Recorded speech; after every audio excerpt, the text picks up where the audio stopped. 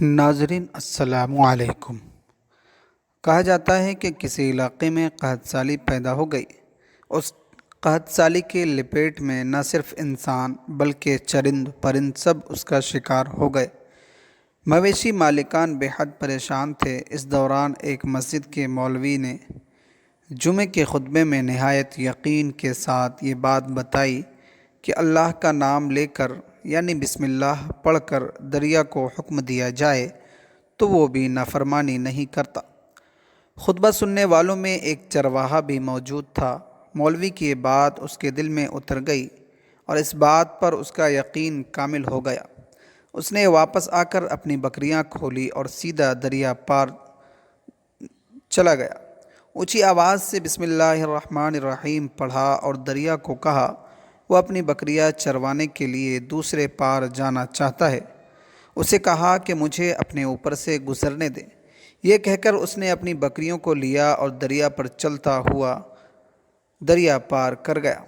دریا کے دوسری طرف کا علاقہ گھاس سے بھرا پڑا ہوا، درختوں کے پتے بھی سلامت تھے کیونکہ کسی کو یہاں تک آنے کی رسائی نہیں تھی۔ اس نے خوب اچھی طرح اپنی بکریوں کو سیر کروایا اور واپس لوٹ آیا۔ پھر یہ اس کا معمول بن گیا، وہ بکریاں پار چھوڑ کر واپس آ جاتا اور شام کو جا کر بکریاں واپس لے آتا۔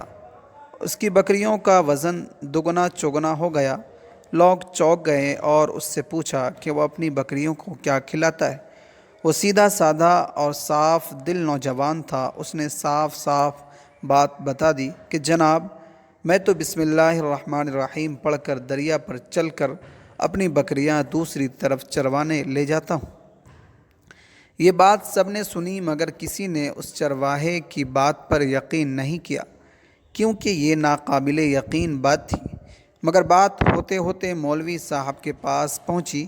مولوی صاحب نے اس چرواہے کو بلایا اور سارا ماجرا پوچھا۔ اس چرواہے نے مولوی صاحب کو ہی حوالہ بنایا کہ مولوی صاحب، میں تو آپ کا شکریہ ادا کرنے والا تھا۔ آپ نے جمعے کے خطبے میں جو نسخہ بتایا تھا کہ بسم اللہ کہہ کر دریا کو بھی حکم دو تو وہ بھی انکار نہیں کرتا، تو میں تو بس آپ کے نسخے پر ہی عمل کر رہا ہوں۔ مولوی صاحب حیرت سے اس کے چہرے کو دیکھتے رہے۔ مولوی صاحب نے کہا، بھائی صاحب، ایسی باتیں تو ہم ہر جمعے میں کرتے ہیں، فقط ان کا مقصد لوگوں کا ایمان بنانا ہوتا ہے۔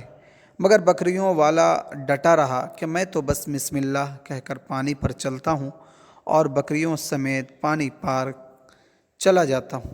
آخرکار مولوی صاحب نے صبح خود یہ تجربہ کرنے کی ٹھانی، جسے دیکھنے چرواہے سمیت پورا علاقہ بھی آ گیا۔ مجمع زیادہ تھا۔ مولوی صاحب نے ایک دو بار سوچا کہ انکار کر دوں کہ کہیں ڈوب نہ جاؤں، مگر وہ جو مولوی صاحب کو کندھے پر اٹھا کر لائے تھے اب بھی وہ جوش و خروش سے اللہ اکبر کے نعرے لگا رہے تھے اور مولوی صاحب کے حق میں تعریفیں کر رہے تھے۔ آخرکار مولوی صاحب نے اپنے ڈر کو دور کرنے کے لیے ایک رسہ منگوایا۔ پہلے اسے ایک درخت کے ساتھ باندھا، پھر اپنی کمر کے ساتھ باندھا، پھر ڈرتے ڈرتے ڈھیلا ڈھالا بسم اللہ پڑھا اور دریا پر چلنا شروع ہو گئے۔ مگر پہلا پاؤں ہی رکھا تھا کہ پانی میں گر گئے۔ مولوی صاحب ڈبکیاں کھانے لگے اور پانی کے بہاؤ میں بہنا شروع ہو گئے۔ لوگوں نے کھینچ کھینچ کر باہر نکالا۔ مولوی صاحب کی اس حرکت نے چرواہے کو پریشان کر دیا کہ مولوی صاحب کی بسم اللہ کو یہ کیا ہو گیا ہے، کیونکہ اس کا یہ روز کا معمول تھا۔ اس کے اپنے یقین میں کوئی فرق نہ آیا۔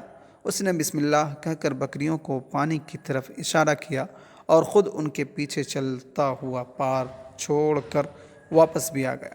لوگ اسے ولی اللہ سمجھ رہے تھے، اس کے حق میں نعرے لگا رہے تھے، مگر وہ سب سے بے نیاز سیدھا سادہ انسان تھا۔ وہ مولوی صاحب کے پاس پہنچا اور کہا، مولوی صاحب، میں آپ کی بسم اللہ کی تعریف سے کافی پریشان تھا، مگر پانی پر چلتے ہوئے مجھے آپ کی بسم اللہ کی بیماری کا پتہ چل گیا۔ اس چرواہے نے درخت سے بندھے رسی کی طرف اشارہ کیا اور کہا، مولوی صاحب، یہ ہے آپ کی بسم اللہ۔